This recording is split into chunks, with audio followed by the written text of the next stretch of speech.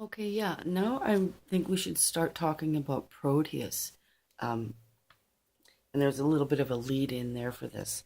Um, a few years back, I heard Michael Prince talking about a new program project, sort of like Paperclip or MK Ultra, called Proteus. And Proteus was, in the Greek myths, Triton's brother. And Triton, of course, was king of the underworld, king of Atlantis, rather, and underwater, I meant, um, king of Atlantis. And his brother Proteus is known as the inferior sea divinity. So, even though they were brothers. So, the lead in is that Orpheus, son of Apollo and the muse Calliope, marries a woman called uh, Eurydice.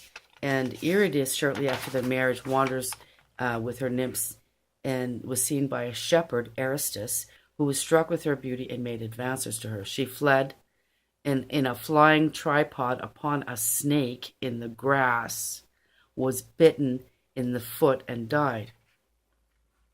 Okay, so then Aristus goes to his mother and says, "Oh, mother, the pride of my life is taken from me. I have lost my precious bees."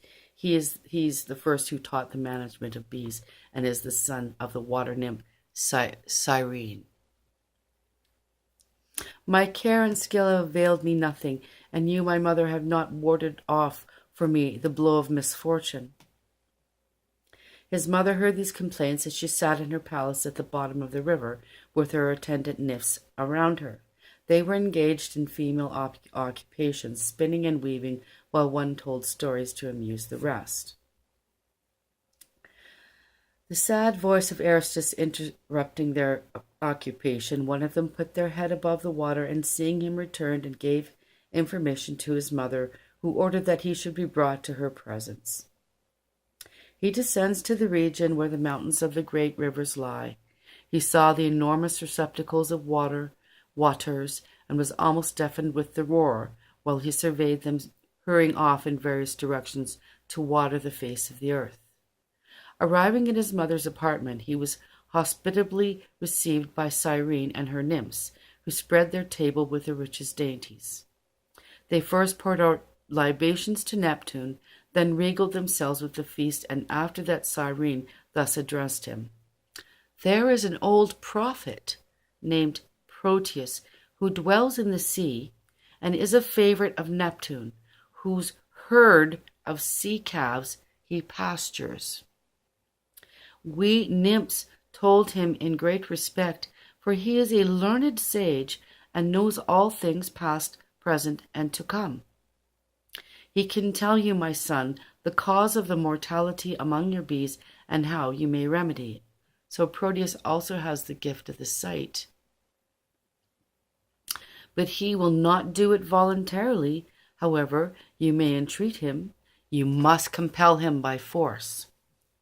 If you seize him and chain him, he will answer your questions in order to get released, for he cannot by all his arts get away if you hold fast the chains. I will carry you to his cave, where he comes at noon to take his midday repose. Then you may easily secure him. But when he finds himself captured, his resort is to a power he possesses of changing himself into various forms. He will become a wild boar or a fierce tiger, a scaly dragon, or lion with yellow mane. Or he will make a noise like the crackling of flames or the rush of water, so as to tempt you to let go of the chain, but when he will make his escape. But you have only to keep him fast bound, and when at last he finds all his arts unavailing, he will return to his own figure and obey your commands." So saying this, she sprinkled her son with a fragrant nectar, the beverage of the gods, and immediately an unusual vigor filled his frame and courage his heart, while perfume breathed all around him. The nymph led her son to the prophet's cave and concealed him among the recesses of the rocks, while she took herself to her place behind the clouds. When noon came, the hour when men and herds retreat from the glaring sun to indulge in sweet slumber, Proteus issued from the water, followed by his herd of sea calves, which spread themselves along the shore. He sat on the rock and counted his herd, then stretched himself on the floor of the cave and went to sleep. Aristeus hardly allowed him to get fairly asleep before he fixed the fetters of iron, no doubt, on him and shouted aloud. Proteus, waking and finding himself captured, immediately resorted to his arts, first becoming a fire, then a flood, then a horrible beast in rapid succession. But finding all would not do, he at last resumed his own form and addressed the youth in angry accents. Who are you, bold youth, who thus invade my abode, and what do you want with me? Aristeus replied, Proteus, you know already, for it is needless for anyone to attempt to deceive you. And do you also cease your efforts to elude me? I am led hither by divine assistance to know from you the cause of my misfortune and how to remedy it. At these words the prophet fixed on him his grey eyes with a piercing look, thus spoke, You receive the merited reward for your disease, for your deeds. Interesting. Which Eridanus met by her death. For in flying from you she trod upon a serpent, of whose bite she died. To avenge her death, the nymphs, her companions, have sent this destruction to your bees. You must appease their anger, and thus it must be done. Select 4 bulls of perfect form and size and 4 cows of equal beauty. Build 4 altars to the nymphs and sacrifice to the gods, leaving their carcasses in a leafy grove. To Orpheus and Eridanus you shall pay funeral honors as you may allay their resentment. Return after 9 days, and you will examine the bodies of the cattle slain and see what will befall. He does this, and after 9 days he finds a swarm of bees has taken possession in one of the carcasses and were pursuing their labors hence. And we'll just read the poem that is allotted to this. It's called The Task by Cowper, and he's speaking of a palace, ice palace, built by the Empress Anne of Russia.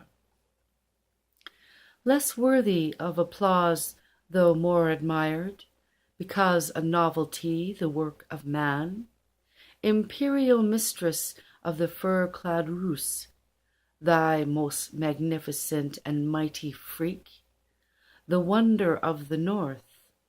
No forest fell when thou wouldst build, no quarry sent its stores to enrich thy walls, but thou didst hew the flutes and make thy marble of glassy wave.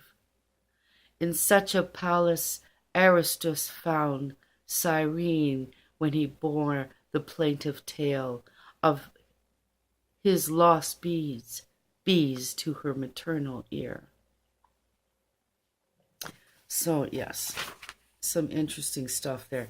So yes, we've realized that Proteus, as a brother of Triton, has the sight, and also he's a shapeshifter.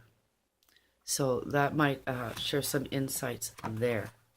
And along those lines, we're going to just leave that. There's some other things in this book which I will go back to, and particularly about the Nibelungs. This book has all of their stuff there.